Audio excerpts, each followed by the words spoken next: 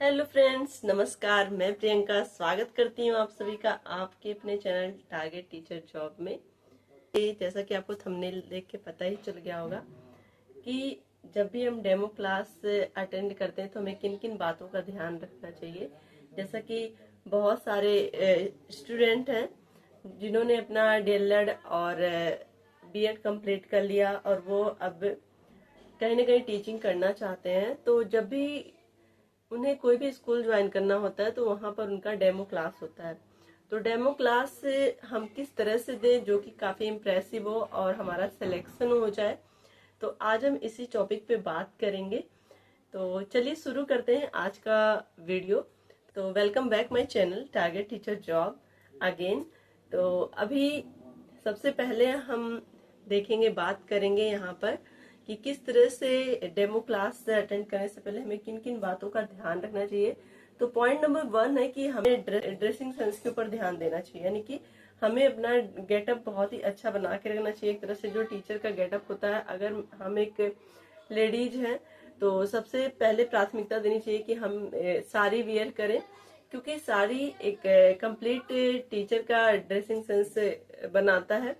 और अगर आप एक जेंट्स हैं तो आपको फॉर्मल ड्रेस जैसे कि पैंट शर्ट जीन्स वगैरह पहनना नहीं चाहिए, क्योंकि जीन्स वगैरह में वो फॉर्मल लुक नहीं आता है। ये हमारा पहला पॉइंट।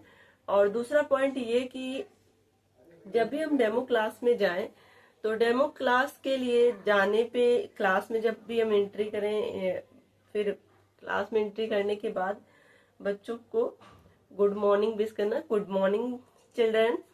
उसके बाद हमें सबसे पहले टॉपिक ही नहीं शुरू कर देना चाहिए। मान लीजिए हमने बुक का कोई भी टॉपिक लिया, लेकिन वहां पर हमें सबसे पहले बोर्ड पे डेट और बच्चों से बातचीत करते हुए ही हमें डेट वगैरह डालना है। तो बच्चों आज कौन सी डेट है, तो बच्चे रिप्लाई करेंगे ही। तो यहाँ पर हम डालेंगे डेट, जो भी डेट होगी, और उसके बाद फिर यहाँ पे क्लास के बाद सब्जेक्ट, फिर यहाँ पे हम टॉपिक केवल लिखेंगे। यहाँ पे केवल हम टॉपिक लिखेंगे, अभी टॉपिक का नाम नहीं लिखेंगे, ये ध्यान रखना है। ये थोड़ा सा हमारा जो ट्राइपॉड है सही से होना चाहिए, नहीं तो फिर बोर्ड नहीं शो होगा। तो यहाँ पर हमने देखिए डेट मेंशन कर देंगे, क्लास, सब्जेक्ट। हाँ, यहाँ पर आप जो भी काम करेंगे उसमें बच्चों से बातचीत करते रहेंगे, यानी कि क्लास में बच्चों को इंगेज रखने की कोशिश करेंगे।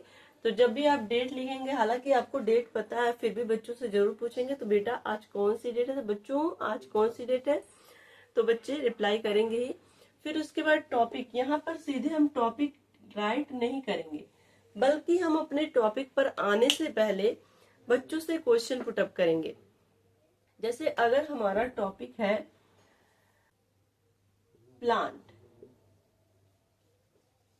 यहाँ पर अगर हमारा टॉपिक है प्लांट, तो प्लांट पर आने से पहले हमें बच्चों से हमारी डेली नीड क्या क्या है पूछ सकते हैं। जैसे मतलब यहाँ पर हमें ये कोशिश करनी है कि जिस तरह से हमने बीएड में या बीटीसी में जब भी हम माइक्रो टीचिंग करते थे, तो वहां पर हमारा माइक्रो टीचिंग वहीं पे फिनिश हो जाता था जब हम प्रकरण निकाल लेते थे। यहाँ पे टॉपिक का मतलब होता है प्रकरण।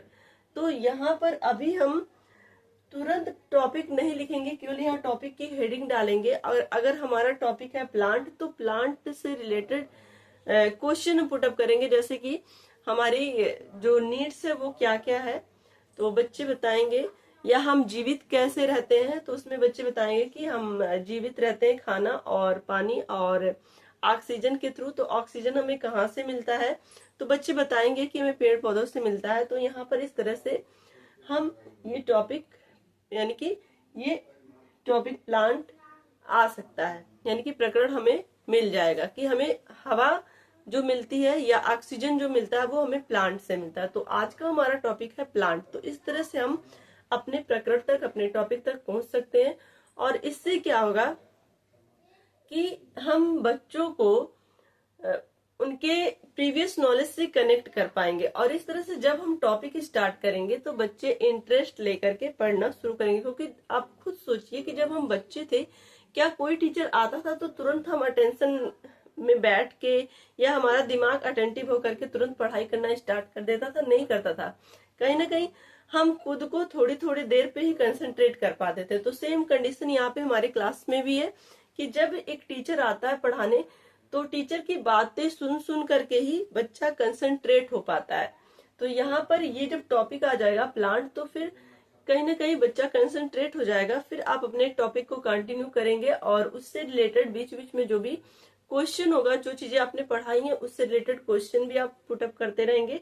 तो इस तरह से हमारा जो डेमो क्लास होगा वो काफी इम्प्रेसिव होगा। और साथ ही यहाँ पे देखिए, अगर आप एक इंग्लिश मीडियम स्कूल में टीचर बनने जा रहे हैं और साथ ही डेमो क्लास दे रहे हैं, तो यहाँ पर आपको सबसे ज्यादा फोकस करना है जो आप डिफिकल्ट वर्ड मीनिंग, जो भी आप पढ़ाते समय जो भी डिफिकल्ट वर्ड मीनिंग आ रही है उसको ध्यान दें। क्योंकि अक्सर क्या होता है कि टीचर जब डेमो क्लास के लिए जाता है ना, तो ये वर्ड मीनिंग वगैरह पे ध्यान नहीं देता। तो यहीं पे कहीं ना कहीं वो डीमेरिट उसकी शो हो जाती है कि टीचर्स को शायद पता ना हो, या फिर क्योंकि मैंने खुद ही अपने स्कूल में बहुत सारे डेमो क्लासेस लिए हैं, तो वहां पर मैं देखती हूँ कि टीचर्स बस एक्सप्लेन करते चले जाते हैं, एक्सप्लेन करते चले जाते हैं, वो वर्ड मीनिंग नहीं बताते। जबकि एक अच्छा टीचर ये होता है कि वो चीजों को हर एक सेंटेंस के वर्ड में जो भी कहीं डिफिकल्टी अगर आ रही है तो उसको एक्सप्लेन करे और बच्चों को बताए। इससे क्या होता है कि बच्चे अपने आप को उस चीज से कनेक्ट कर पाते हैं और अच्छे से उसको समझ पाते हैं। तो इस तरह से, और बाद में जब आपका टॉपिक कंप्लीट हो जाए तो फिर से, और ये भी ध्यान रखिए कि जब भी आप एक पैराग्राफ पढ़ा लीजिए तो उस पैराग्राफ से रिलेटेड आप क्वेश्चन बच्चों से खुद ही पुटअप करिए। क्योंकि हर पैराग्राफ के बाद तो क्वेश्चन दिए नहीं होते कॉम्प्रिहेंसिव क्वेश्चन, लेकिन आप खुद से क्वेश्चन पुटअप करिए। और इस तरह से हर पैराग्राफ को पढ़ाने के बाद आप जो लास्ट में, हर एक लेसन के लास्ट में आपने देखा होगा कॉम्प्रिहेंशन क्वेश्चन दिए होते हैं, तो उस क्वेश्चन को आप पुटअप करिए और ये देखिए कि आपके जो भी आपने पढ़ाया उसका क्या रिस्पॉन्स रहा, क्या फीडबैक रहा। यानी कि आपको फीडबैक यहाँ पे लेना है। और अगर नहीं समझ में आ रहा बच्चों को, तो जो जहाँ पे भी कमियां आपको लग रही हैं वहां पे आपको फिर से एक्सप्लेन कर देना है। तो इस तरह से हमें, भले ही हम डेमो क्लास ले रहे हैं, लेकिन आपको ये ध्यान रखना है कि हम एक क्लास की तरह ही बच्चों को हैंडल करेंगे। जिस तरह से हम क्लास में डिसिप्लिन मेंटेन करते हैं और साथ ही हर एक बच्चे पे फोकस करते हैं, सेम वैसे ही कंडीशन हमें यहाँ पर भी क्रिएट करनी है, वैसे ही हमें पढ़ाना है। क्योंकि आपका ये फर्स्ट इम्प्रेशन है, फर्स्ट इम्प्रेशन अगर अच्छा नहीं होगा तो शायद आपका सिलेक्शन भी ना हो। लेकिन आपको यहाँ पे अगर सिलेक्शन लेना है तो आपको अपना 100 नहीं 200% देना ही होगा। और हर बच्चे को चीजें समझ में आने के लिए आपको उनसे क्वेश्चन पुटअप करना होगा, जानना होगा कि आपने जो भी पढ़ाया वो बच्चे को समझ आया कि नहीं आया। तो आज की वीडियो बस यहीं तक की। वीडियो पसंद आई होगी तो लाइक करिएगा, चैनल पे नए होंगे तो सब्सक्राइब करिएगा। मिलते हैं नेक्स्ट वीडियो में। Take care, bye bye, love you all, जय हिंद।